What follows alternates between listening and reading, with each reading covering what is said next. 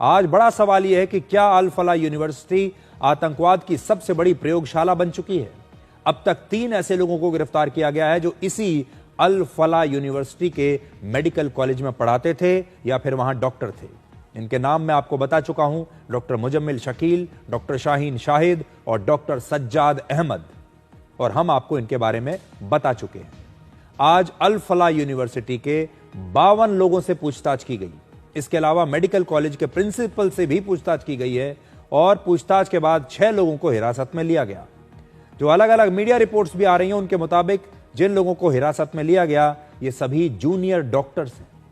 फरीदाबाद की अल फलाह यूनिवर्सिटी में terror module का खुलासा होने और दिल्ली ब्लास्ट के बाद यह पूछताछ की गई है। दिल्ली से 30 किलोमीटर दूर एक अल फलाह यूनिवर्सिटी में आतंकवाद की प्रयोगशाला बनी हुई थी। यह 70 एकड़ जमीन किसी ना किसी ने इस यूनिवर्सिटी को सस्ते दाम में या फिर हो सकता है मुफ्त में अलॉट की होगी।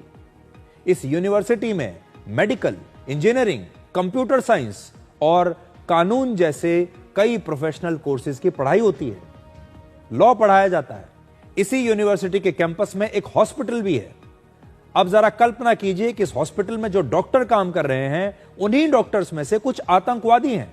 अल फलाह यूनिवर्सिटी जो फरीदाबाद के धौज में है, यह मेवात से सिर्फ कुछ ही किलोमीटर की दूरी पर है। डॉक्टर मुजम्मिल शकील जिस मस्जिद में नमाज पढ़ने जाते थे, उस मस्जिद के इमाम को भी पुलिस ने गिरफ्तार कर लिया है। दिलचस्प बात यह है कि यह इमाम भी मेवात का ही रहने वाला था और बाद में धौज की किसी मस्जिद का इमाम बन गया। मेवात में इस समय 130 से ज्यादा मदरसे हैं। मेवात में मुस्लिम आबादी कैसे बढ़ी, इसे आप इन आंकड़ों से देखिए।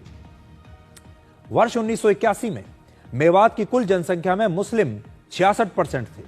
2001 की जनगणना में यह बढ़कर 75% हो गए। 2011 की जनगणना में मेवात में मुस्लिम आबादी बढ़कर 79% से ज्यादा हो गई।